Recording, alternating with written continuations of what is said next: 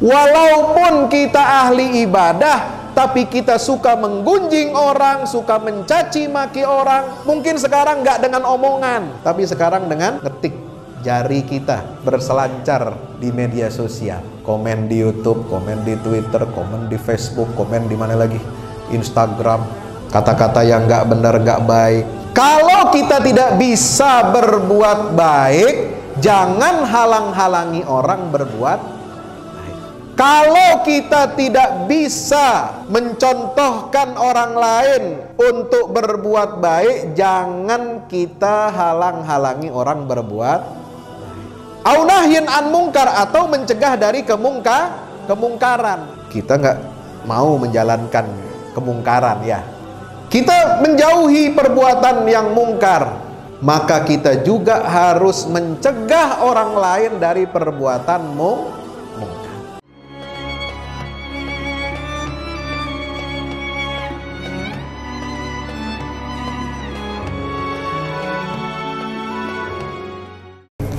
Assalamualaikum warahmatullahi wabarakatuh.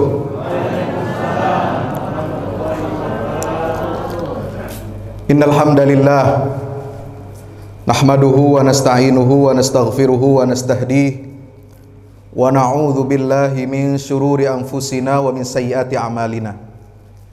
Innahu may yahdihillahu fala mudhillalah wa may yudlil fala hadiyalah. Asyhadu an la ilaha illallah wahdahu la syarikalah wa asyhadu anna Muhammadan abduhu wa rasuluhu la nabiyya wa la rasula ba'dah.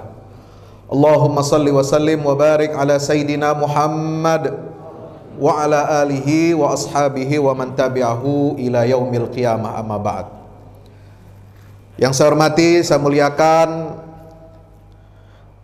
seluruh kaum muslimin wal muslimat, jamaah Masjid Baitul Muhajirin, yang insya Allah kita semuanya senantiasa dirahmati Allah Ta'ala, amin ya rabbal alamin.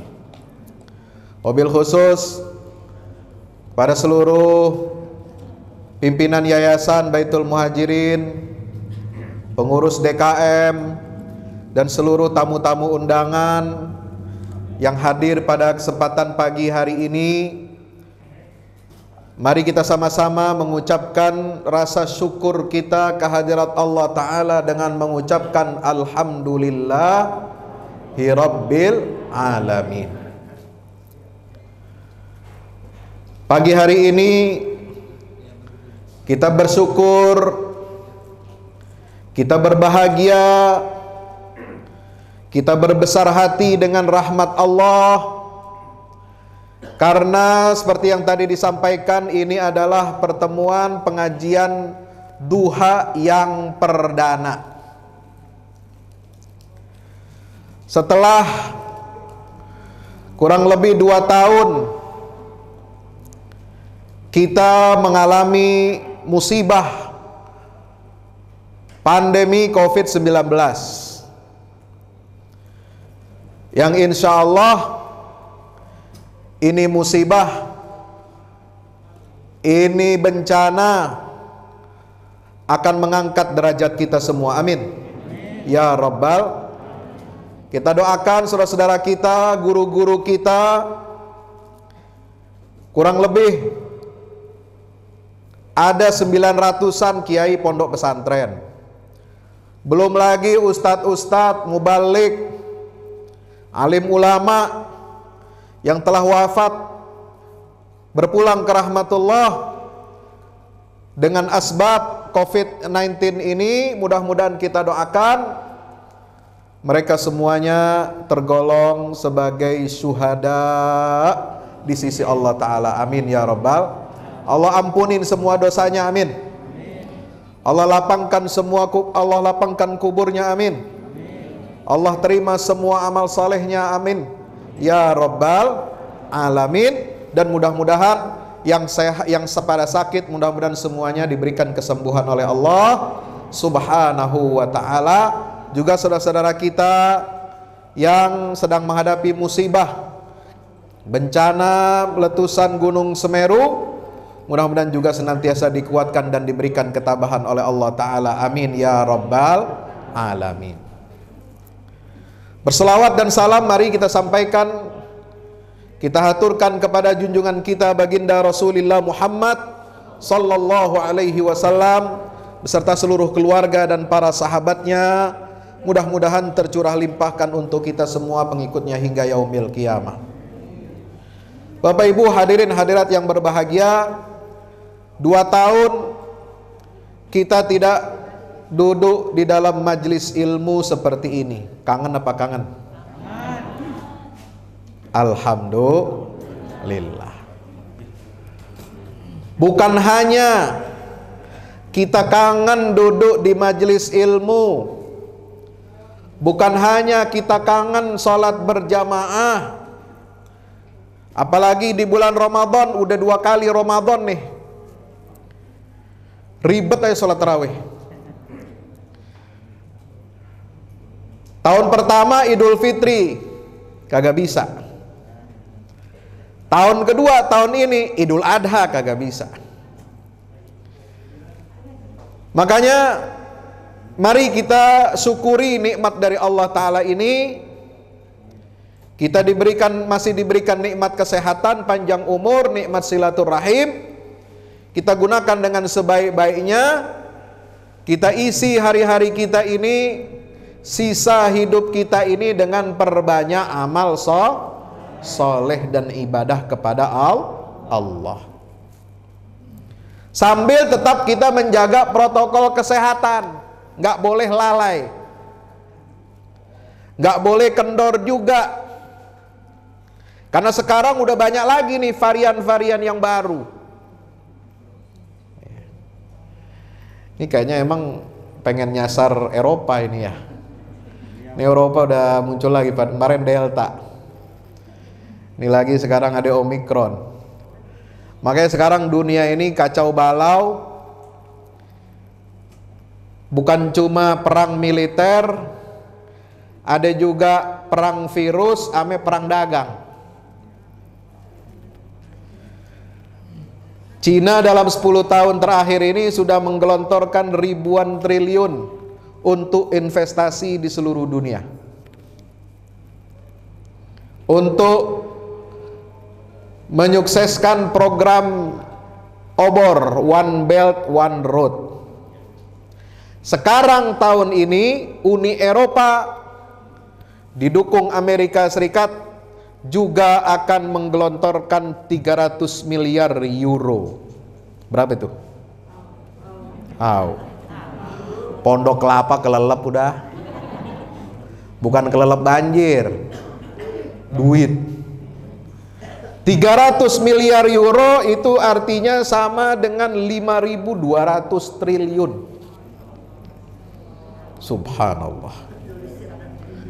Buat nyaingin Cina. Maka itu kita umat Islam, jangan sampai kita jadi korban. Jangan sampai kata pepatah, pelanduk mati di tengah gajah. Ini gajah 2 berantem. Ya. Jangan sampai kita yang kecil ini keinjak-injak. Betul? Betul? Insya. Maka kita harus kuatkan. Kita punya iman, kita kuatkan, kita punya solidaritas, kita harus kuatkan, kita punya ukhuwah persaudaraan, kita harus kuatkan, kita punya ekonomi, jejaring sosial, dan juga punya kekuatan visi politik umat Islam. Pak Ustadz, 2024 masih lama. Iya, masih lama. Ya. Tapi bukan berarti kita lengah. Hati-hati, banyak negara-negara asing, negara-negara besar yang mengincar Indonesia ini, yang punya kekayaan alam yang luar biasa, punya kekayaan hutan yang luar biasa, punya kekayaan, semuanya ada di negeri kita, negeri Zamrud Khatulistiwa ini. Maka itu yang pertama yang harus kita kuatkan adalah kekuatan iman dan takwa kepada Allah. Bagaimana cara kita membentengi diri kita dari berbagai macam tantangan dan fitnah di akhir zaman? Satu, kita harus banyak sedekah. Woi, Bu, sedekah apa? Sedekah persendian tubuh kita. Tubuh kita ini, sekujur tubuh kita ada 360 persendian. Ya. Ini ada dalam hadis Nabi kita Muhammad sallallahu alaihi wasallam, dalam hadis yang diriwayatkan oleh Imam Muslim dalam kitab Sahih Muslim, hadis nomor 1675. Apa kata Rasulullah SAW? Innahu khalaqa kulla insanin min bani adama ala sittina wa thalathimi'ati mifsalin. Allah telah menciptakan setiap manusia dari anak cucu Adam itu terlahir dengan 360 persendian. Nggak lebih, nggak kurang. Alhamdulillah. Faman kabbarallah, siapa yang rajin berzikir, bertakbir mengagungkan Allah, wa hamidallah, dan banyak memuji Allah, wa hallalallah, dan kemudian dia bertahlil, yaitu apa? Mengucapkan la ilaha illallah. Udah berapa tuh? 3. Allahu Akbar, Alhamdulillah, la ilaha illallah. Wasabbahallah, dan dia bertasbih, memuji, mensucikan nama Allah Ta'ala. Udah berapa? 4. Wastaghfarallah, dia mohon ampun kepada Allah, istighfar, astaghfirullahal azim. Wa azala hajaran min tariqin nas, dia singkirkan batu kerikil dari jalan orang. Ya, kalau ada batu bisa bikin cedera, celaka orang. Ya, kecil, gede, sama aja. Wa azala hajaran an tariqin nas, dia singkirkan batu-batu yang bisa mencelakakan dari jalan manusia. Au syaukatan, atau duri. Nah, kita bersihin duri, termasuk paku-paku. Ya, ada yang suka nebar paku di sini? Ma'udzubillah min dzalik. Ya, jangan suka iseng tangannya. Ya, rezeki mah nggak kemana-mana, bos. Nggak usah nebar paku ente supaya laku. Apa? Tambal ban. Mohon maaf, bukan nuduh. Ya, rezeki mah nggak kemana-mana. Ente rajin ibadah, ente rajin sholat, ente rajin banyak baca doa, rajin sedekah, rezeki bakal diberikan oleh Allah Subhanahu wa Ta'ala dari jalan-jalan yang tidak kita duga. Amin ya Rabbal alamin. Jangan pelit sedekah. Sedekah nggak cuma dengan uang. Sedekah bisa dengan membersihkan duri dari jalanan, dengan menyingkirkan batu kerikil dari jalanan, au azaman, atau menyingkirkan apa? Tulang belulang dari jalan manusia. Ya, kalau ada tulang, ya mendingan kasih kucing, kasih anjing. Ya, insya, jangan buang tulang di jalanan, kotor. Atau kata Nabi SAW, wa amrin bima'rufin au nahyin an mungkarin. Anda beramar ma'ruf, artinya apa amar ma'ruf? Mengajak orang berbuat baik. Mengajak orang untuk beribadah, ngajak orang untuk ngaji, ayo ngaji. Diumumin woro-woro hari Minggu pagi udah diumumin dari kemarin. Ayo kita ajak ngaji duha, santunan kaum duafa, ayo ikut. Ngajak doang, sedekah. Belum ngeluarin duit.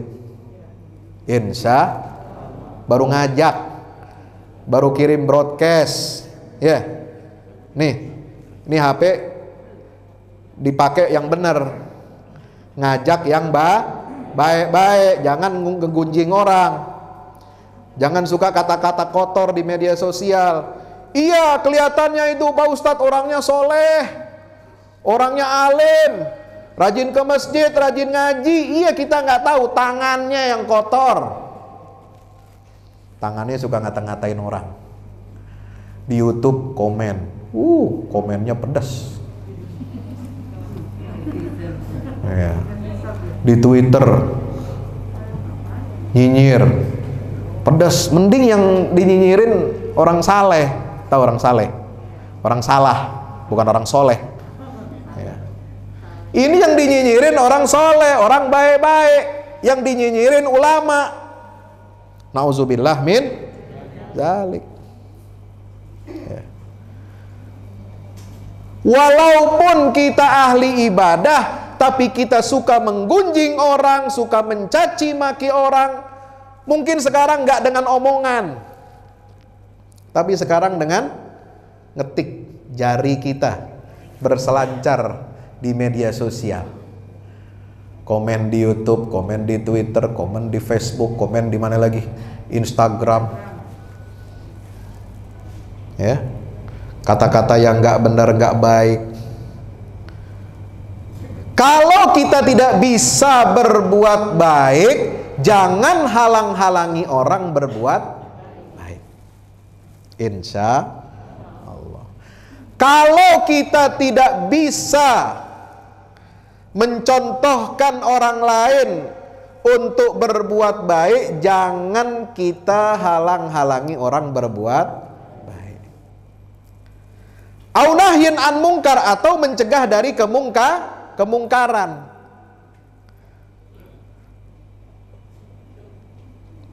Kita nggak mau menjalankan kemungkaran, ya. Betul. Ada di sini yang suka judi. Nauzubillah. Ada yang suka mencuri, ada yang suka ngerampok, ada yang suka berzina. Na'udzubillah min dzalik. Mudah-mudahan kita dijauhkan dari Allah Subhanahu wa taala. Kita menjauhi perbuatan yang mungkar. Maka kita juga harus mencegah orang lain dari perbuatan mungkar. Nah, emak-emak, bapak-bapak boleh dah tuh cerewet di media sosial kalau untuk nahi mungkar. Bukan mencegah orang dari berbuat baik, tapi kita cegah orang dari berbuat yang mungkar. Boleh kita cerewet, asal ada batasnya, jangan keterlaluan juga. Insya Allah. Nah, ini tugas seorang muslim, itu semua sedekah.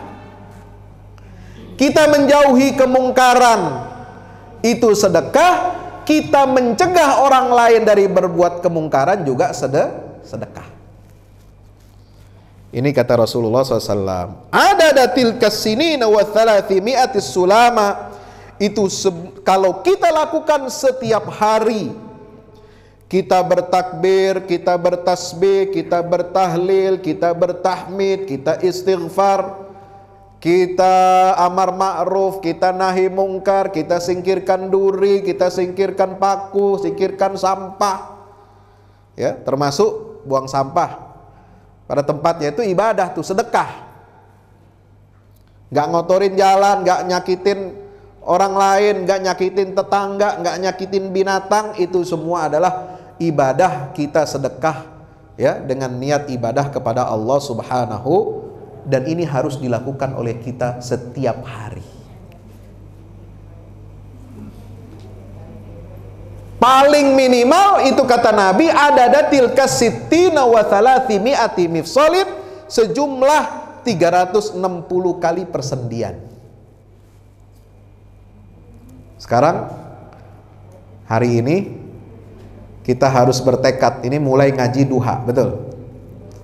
Ya, PR pertama Bapak Ibu, ya, cara kita bersyukur kepada Allah, kita bisa lewat pandemi, kita nggak kena corona, atau yang kena corona sembuh, alhamdulillah.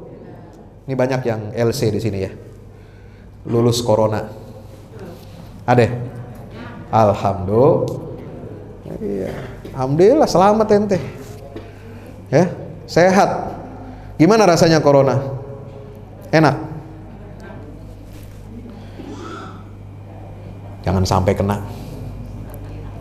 Kalau udah kena, mudah-mudahan kapok. Kata istri saya dokter, Abah jangan sampai kena. Kalau kena, ya, dirawat seminggu 2 minggu, ya bisa baik, alhamdulillah. Itu walaupun sembuh katanya, ini efek jangka panjang corona itu masih ada. Itu bisa menurunkan kita punya fungsi otak. Kesehatan kita nggak seperti prima seperti sebelum corona.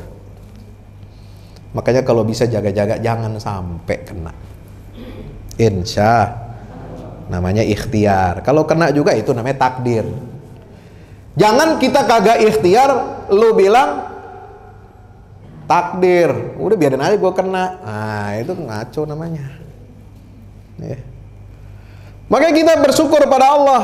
Cara kita bersyukur kepada Allah, ayo PR hari ini kita catat, bukan buat dipamer-pamerin, 360 kali sedekah setiap hari. Baca subhanallah, baca alhamdulillah, baca la ilaha illallah, baca Allahu akbar, tambah amar ma'ruf, tambah nahi mungkar, tambah sedekah fulus, insya Allah 360. Gimana cara yang paling gampang? Ya, habis tiap sholat, ba'da sholat 5 waktu kita baca subhanallah 33 kali, alhamdulillah 33 kali, Allahu akbar 33 kali, insya. Udah berapa tuh? 33 jadi 99, 1 kali sholat kali 5 berapa? Alhamdulillah, minimal 360. Kalau lebih bagus. Maka mari kita sama-sama ya baca bareng-bareng subhanallah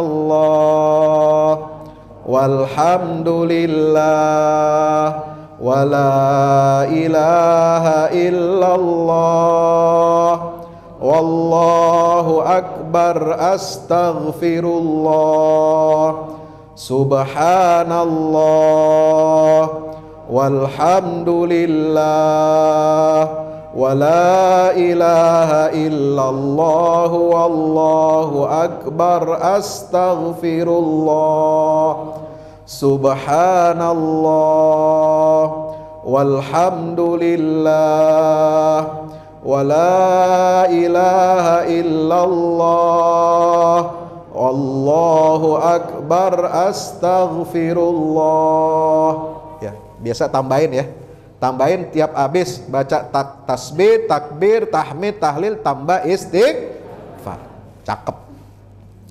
Berarti kalau kita bisa baca itu setiap hari, kita baca istighfar minimal kita baca sehari semalam 100 kali kita baca istighfar, astagfirullah, itu adalah merupakan bagian dari sedekah kita, bagian dari cara kita bersyukur atas nikmat Allah. Bapak Ibu hadirin yang dimuliakan Allah Subhanahu wa taala. Yang kedua, mari kita tingkatkan kualitas pengasuhan orang tua kepada anak-anaknya. Ya, kemarin pandemi kan pusing ya ibu ya. Nah, anak pada di rumah semua lagi. Hah? Yang paling gede sampai yang paling kecil. Iya. Masaknya tambah. Hah? Anak kagak sekolah, kagak kuliah, iya. Yang pesantren pada pulang, biasanya emak-emak santai-santai di rumah. Ini setiap hari anak-anak pada di rumah. Belajar, semuanya belajar online. Masya Allah, habis dah tuh pulsa, habis dah tuh. Ya Pak ya. Satu pakai laptop gantian. Wah, ini pakai HP, hang semua HP-nya. Pakai Zoom dari pagi sampai sore. Ya. Belum bapaknya kerja rapat, kerja work from home, pakai lagi gadget, pakai lagi laptop, semua pada hang. Ya. Wifi-nya, Masya Allah. Ya. Maka itu kesempatan bagi kita untuk apa? Lebih dekat kepada anak-anak kita, membimbing anak-anak kita yang tadinya jauh di pesantren, yang tadinya jauh di luar kota kuliah, atau yang jauh sampai ke luar negeri sekolah kuliah, sekarang berada di dekat kita, di rumah kita. Maka itu adalah waktu yang terbaik untuk kita lebih dekat mengasuh anak-anak kita, menanamkan nilai-nilai agama yang sekarang ini semakin keropos dan dilucuti. Maka benteng yang paling kuat adalah keluarga. Ya. Iya, benteng paling kuat sekarang keluarga. Sekarang mau benteng apa? Sekolah, kampus, perguruan tinggi, berapa kali dia belajar akidah, belajar agama, belajar akhlak di sekolahan. Belum lagi aturan-aturan. Ono kemarin, ya ini bukan ghibah ya, kita ngomongin kebijakan menteri ini. Ya, mudah-mudahan tobat dia. Ya, amin. Ya Rabbal. Pendidikan kita ini jauh dari agama. Frase agama saja dalam roadmap pendidikan itu hilang, nggak ada. Kalau nggak dikritik sama ormas-ormas Islam, terutama Muhammadiyah, lewat tuh. Ya. Apalagi sekarang Permendikbud nomor 30 tentang pencegahan kekerasan seksual di kampus. Ya. Niatnya bagus, melindungi mahasiswa-mahasiswi korban daripada kejahatan seksual. Niatnya bagus, tapi caranya nggak benar. Masa dibilang dilarang menyetubuhi, dilarang menggerayangi, dilarang memegang, dilarang meremas, dilarang kirim konten pornografi, dilarang bercumbu, ciuman, berhubungan badan tanpa persetujuan korban. Jadi kalau setuju gimana?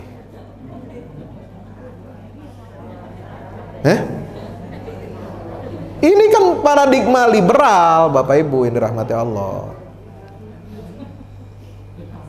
Kalau suka sama suka gimana? Ya terus lanjut, tancap gas itu ya. Nauzubillah. Ini udah rusak, ditambah lagi yang model-model seperti ini. Maka pendidikan keluarga ini sangat penting. Bagaimana kita menanamkan adab sebagai sistem pendidikan yang paling fundamental dalam keluarga kita, anak-anak kita, inilah yang harus kita tanamkan, dan ini kewajiban kedua orang tua. Bagaimana pendidikan anak adab buat orang anak-anak kita? Saya mengutip dari apa yang ditulis oleh Kiai Hasyim Asy'ari dalam kitabnya Adabul Alim wal Muta'allim. Guru harus punya adab. Sebagaimana murid harus punya adab. Jangan cuma anak murid, anak-anak kita yang disuruh beradab sama orang tua, sama guru, tapi gurunya, orang tuanya nggak punya adab sama anak. Bahkan adab pada diri seorang guru itu lebih penting daripada adab murid kepada orang tua atau anak kepada orang tua. Bagaimana menanamkan adab? Nah, itu disebutkan di situ, pondasinya adalah tauhid. Ada 4 langkah. 1 tauhid, yang kedua iman, yang ketiga syariat, yang keempat adab.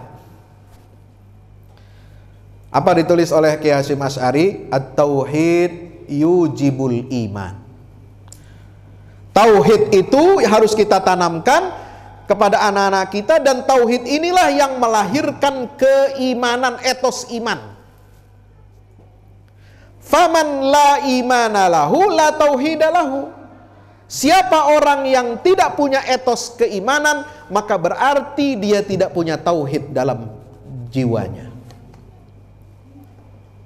Ya. Jadi tauhid, pelajaran tauhid, kita mengajarkan Allahu ahad, Allahu somad, lam yalid walam yakun lahu. Sifat Allah, wahdaniyah, qudrah, iradah, dan sebagainya itu, ya, qiyamuhu binafsihi, mukhalafatul lil hawadis, itu harus melahirkan etos iman. Iman pada diri setiap hamba Allah, inilah yang menggerakkan kualitas amal soleh dalam kehidupan kita sehari-hari. Jadi orang tua harus menanamkan tauhid yang benar kepada anaknya. Guru harus punya tauhid yang kuat, bisa tanam kepada anak-anaknya. Insya Allah, supaya anak-anaknya ini punya etos keimanan. Apa tanda etos keimanan yang ada pada diri hamba-hamba Allah? Kalau dia bekerja, dia berpikir, dia bertindak, dia memimpin sesuai dengan nilai-nilai iman yang ada pada dirinya. Insya Allah. Kalau dia berpikir, dia berpikirnya lurus. Karena apa? Ada iman. Ya, berpikir yang lurus itu bagaimana contohnya? Kalau orang punya iman yang betul, nggak mungkin dia mengatakan semua agama benar. Woi, Assalamualaikum. Orang yang imannya benar, ya, waras imannya, nggak mungkin dia mengatakan semua agama benar. Semua Tuhan sama. Ya, ya Pak ya. Gak mungkin kalau orang imannya benar, dia bilang Tuhan saya bukan orang Arab. Oi. Memang mendefinisikan Tuhan itu dengan bukan itu boleh, tapi kenapa ente cuma nyebut orang Arab, bos? Kenapa nggak bilang Tuhan bukan orang bule? Boleh. Sebutin aja semuanya sekalian. Tuhan bukan orang Sunda, bukan orang Arab, bukan orang Jawa, bukan orang Amerika. Nah, itu baru benar. Boleh semua. Tapi kenapa ente nyebutin orang Arab? Ada maksud dan tujuan. Iya Pak ya? Iya. Itu tujuannya ingin mengatakan bahwa ya Islam itu agama Arab. Kira-kira begitu. Hukum syariat Islam ini budaya Arab. Ya. Kelihatannya sepele, cuma masalah doa. Iya, awalnya dari doa, ntar bilang jilbab budaya Arab. Sholat budaya Arab, ntar. Ya. Menjauhkan umat ini dari agama itu gampang. Pertama tahapannya menanamkan kebencian terhadap Arab. Islam ini bukan ajaran Arab. Tapi yang membawa risalah Islam ini Rasulullah SAW, dia jelas berkebangsaan Arab. Dia bahasanya Arab. Bahasa Quran bahasa Arab. Bahasa sunnah juga bahasa Arab. Kita beribadah, sholat dari Fatihah sampai salam juga pakai bahasa. Terus apa masalah buat lo? Kalau nggak bisa berdoa pakai bahasa Arab, ya silakan. Ente mau pakai bahasa apa juga bisa. Ente nggak berdoa, nggak ngomong, nggak ngucapin, ya Allah saya pengen begini. Allah juga tahu apa yang di hati ente, yang dihajatkan ente. Mau berdoa nggak berdoa, Allah tahu.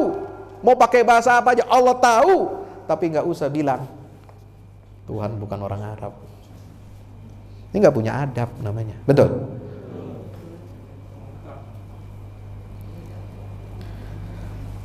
Satu, tauhid melahirkan iman. Wal iman yujibus syariah. Iman itu akan melahirkan etos ketaatan kepada syariat Islam. Ya, makanya orang beriman harus patuh kepada syariat. Faman la syari'ata lahu, orang yang tidak bersyariat, orang yang nggak mau patuh kepada syariat, fala imana lahu wala tauhid lahu, maka dia tidak punya iman dan tidak punya tauhid. Kalau gitu orang yang mengatakan saya Islam tapi saya tidak mau menjalankan syariat Islam. Islam yes, tapi syariat Islam no. Hello. Anda mengatakan Muslim, tapi Anda tidak mau mematuhi syariat Islam. Ya sholat, ya zakat, ya haji, ya puasa, ya dalam urusan talak, dalam urusan nikah. Sampai dari kita hidup, awal hidup, kita lahir sampai kita mati, kita ini semua hidup kita ini terikat dengan aturan syari. Ente ngeluarin duit, belanjain duit, beli apa, makanan, minuman yang masuk keluar itu semua harus sesuai dengan syariat. Beol aja, beol, tahu beol? Diatur, ngadepnya kemana, adabnya bagaimana, ya. Masuk kamar mandi bagaimana, ceboknya pakai tangan apa? Kalau kagak ada air pakai apa? Pakai batu, istinja, semua ada aturannya. Jadi nggak mungkin seorang muslim hidup tanpa syariat. Ya. Jangan syariat cuma mau dipakai pas lahir aja. Allahu Akbar, Allahu Akbar, diazanin. Dipakai cuma pas kawin aja. Ya. Itu apa? Penghulu baca khutbah nikah disuruh syahadat lagi, asyhadu alla ilaha illallah wa asyhadu anna muhammad rasulullah. Iya. Jangan cuma syariat Islam dipakai cuma pas mati aja ente. Ya. Disolatin, dikafanin, dikuburin, ya masih mending gitu. Tapi kita menjalankan Islam ini harus kafah sebagaimana perintah Allah, ya ayyuhalladzina amanu dukhulu fis-silmi kafah. Wahai orang-orang yang beriman, masuklah kamu menjalani syariat Islam ini secara kafah. La yukallifullahu nafsan illa wus'aha. Allah tidak membebani seseorang kecuali dengan kesanggupannya. Artinya kekafahan Islam kita ini itu sesuai dengan kemampuan kita, kadar kita, batas-batas kita mampunya di mana, ya itulah kewajiban kita untuk menjalankan syariat Allah. Wasyari'atu tujibul adab, dan syariat itu melahirkan yang namanya adab.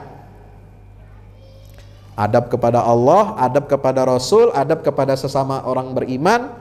Adabnya orang beriman bagaimana? Ya nggak boleh nyinyir, nggak boleh dengki, nggak boleh hasad, nggak boleh menjatuhkan martabat ulama. Ya.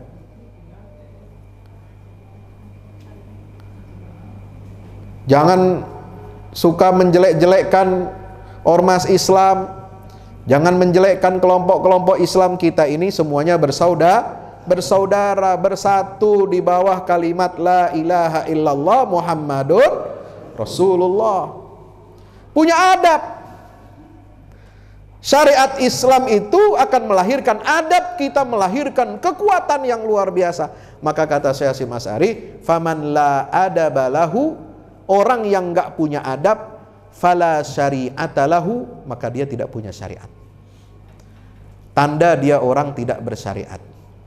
Wala imana lahu, tanda dia tidak beriman. Wala tauhida lahu, tanda dia tidak bertauhid. Jadi awalnya dari tauhid, tauhid menuju iman, iman menuju syariat, syariat menuju adab.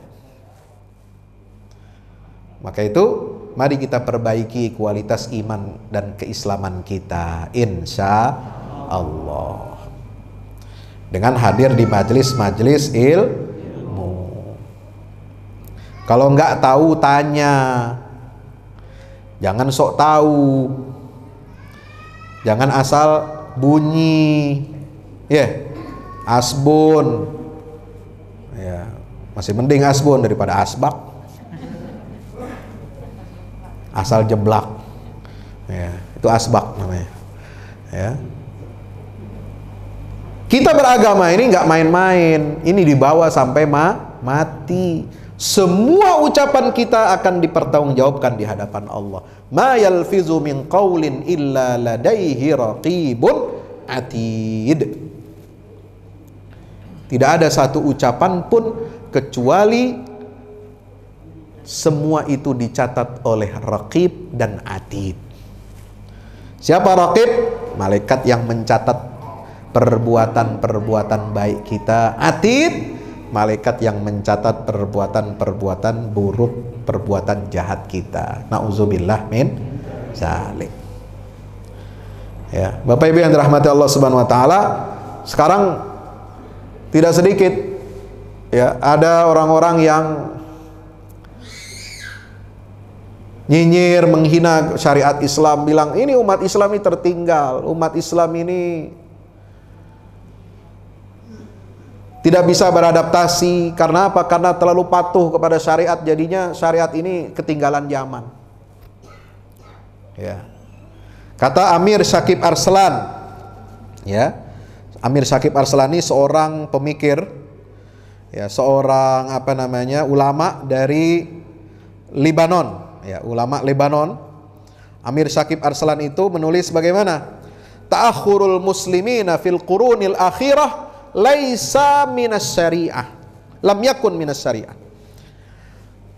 Keterbelakangan dan kemunduran umat Islam di abad-abad terakhir ini penyebabnya bukan karena syariat, bukan karena orang patuh kepada syariat lalu jadi mundur, jadi terbelakang. Bal minal jahli bis syariah. Tapi orang Islam mundur, orang Islam tertinggal justru karena dia bodoh dan masa bodoh kepada syariat. Ya. Nah, ini yang menyebabkan kita ini bodoh, mundur. Ya, termasuk gagal paham terhadap syariat. Syariat itu dianggapnya hanya potong tangan. Syariat hanya dianggapnya kisos. Syariat hanya dianggapnya rajam. Tidak, syariat itu mencakup seluruh apa yang diperintahkan Allah dan semua apa yang dilarang oleh Allah. Dalam akidah itu juga termasuk syariat. Dalam ibadah itu bagian dari syariat. Dalam muamalah ekonomi, sosial, politik itu juga syariat. Ya. Teknologi, ilmu pengetahuan itu juga bagian dari syariat. Ya. Menyikapi takdir, menyikapi musibah, solidaritas sosial, menghadapi bencana-bencana kemanusiaan, bencana alam, itu juga bagian dari syariat. Berarti kalau ada umat Islam ini tertinggal, mundur, ekonominya tidak bagus, kemudian negaranya berantakan, pecah, ya, kemudian negaranya miskin, tidak maju, itu bukan karena dia menjalankan syariat, tapi dia karena bodoh dan masa bodoh terhadap syariat Islam. Ya, maka itu kita harus perbaiki pemahaman kita tentang agama Islam yang kita cintai ini, karena Bapak Ibu yang dirahmati Allah Subhanahu wa taala, kita yakin dengan kebenaran Islam dan kita harus berterus terang dengan kebenaran itu. Sebab kata seorang ulama, Abdul Hamid bin Badis ini ulama dari Aljazair, seorang pembaharu dari Aljazair. Dia berkata, lan tazdada 'alal ayyami adillatul haqqi illa tidahan walan tazdada syubahul batili illa iftidahan. Ya, kata beliau, tidak akan berjalan beriringan waktu, semakin banyak semakin panjang waktu itu berjalan, kata Abdul Hamid bin Badis, kecuali dalil-dalil bukti kebenaran itu pasti semakin terang benderang. Ya, semakin Islam ini dipojokkan, ya, dituduhkan apa? Teroris, dituduhkan agama Islam ini tidak menghormati perempuan, Islam ini tidak menghormati anak-anak, Islam ini tidak memerangi kejahatan seksual. Ternyata Islam ini syariat yang paling sempurna untuk mengatasi seluruh problem-problem kehidupan manusia. Alhamdulillah. Justru sekarang yang mereka itu suka menuduh Islam dan ajaran Islam, umat Islam ini terbelakang, ya, syariat Islam itu melecehkan perempuan, melecehkan anak-anak, justru sekarang terbuka kedoknya, ya. Skandalnya terbuka, auratnya terbuka, ya. Sampai gereja Prancis itu secara terbuka minta maaf kepada seluruh dunia karena selama 40 tahun terakhir, 50 tahun terakhir dari 71 sampai 2021 ini itu telah banyak mengorbankan kurang lebih 312.000 anak-anak korban pedofilia. Ya. Mereka yang menuduh Rasulullah itu suka pedofil. Mereka yang menuduh Rasulullah punya orientasi seks menyimpang. Mereka yang menuduh ini itu, ternyata yang menuduh itulah yang dia sendiri pelakunya. Orientalis juga begitu, sama. Dari dulu begitu. Bilang Rasulullah ini maniak seks, bilang Rasulullah ini pedofil, bilang Rasulullah ini suka menghancurkan, suka ngebom, suka teror. Padahal industri terorisme di dunia ini itu yang buat adalah peradaban Barat.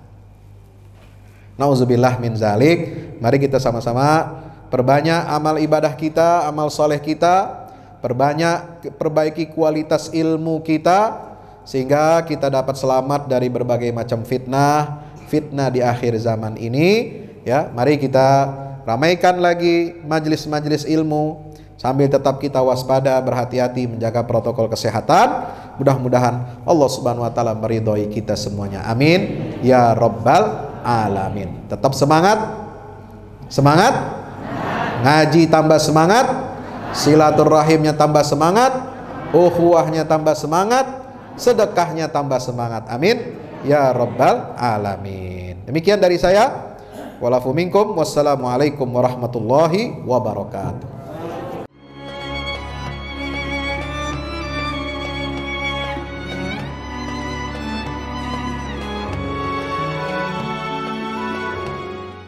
Assalamualaikum warahmatullahi wabarakatuh. Alhamdulillah, kita udah selesai pengecoran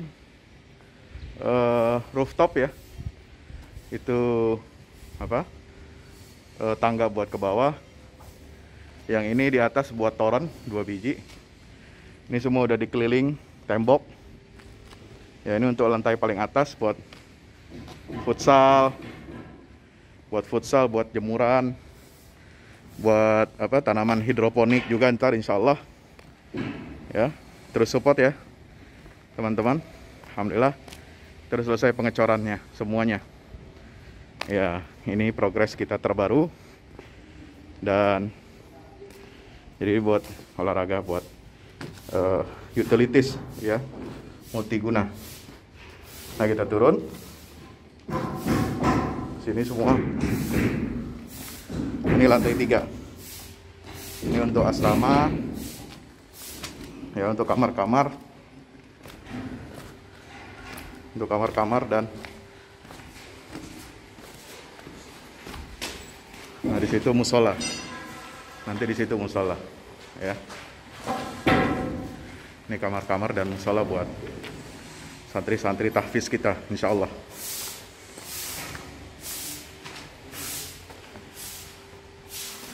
Nah, ini lantai 2 kita turun.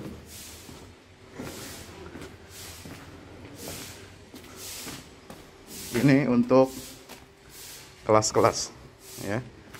Kelas-kelas tahfidz, kelas-kelas tadabbur. Insya Allah mau udah jadi. Alhamdulillah ke dukungan antum semua. Nah, tinggal ke bawah di sini buat aula. Aula semua di sini ya. Mohon doanya terus. Mudah-mudahan berkah. Mudah-mudahan cepat jadi finishing. Kira-kira finishingnya ini butuh 1,5 M lagi ya. Mudah-mudahan. Al-Fatihah. Al-Fahmu Institute mempersembahkan serangkaian buku karya Ustadz Fahmi Salim LCMA. Buku pesan-pesan tauhid untuk negeri di masa pandemi. Buku mutiara ilmu-ilmu Al-Quran. Ada diskon 20% untuk buku tafsir sesat 58 esai kritis wacana Islam di Indonesia dan buku kritik terhadap studi Al-Quran kaum liberal. Anda dapat memesannya melalui layanan WhatsApp di nomor 0877 063 7192 dengan format pemesanan ketik nama, alamat lengkap, nomor handphone, dan jumlah buku yang diorder. Ongkos kirim di luar harga buku dan menyesuaikan wilayah dengan paket standar. Lampirkan juga bukti transfer Anda ke rekening BNI Syariah di 0631 748573. Tunggu apa lagi? Pesan sekarang.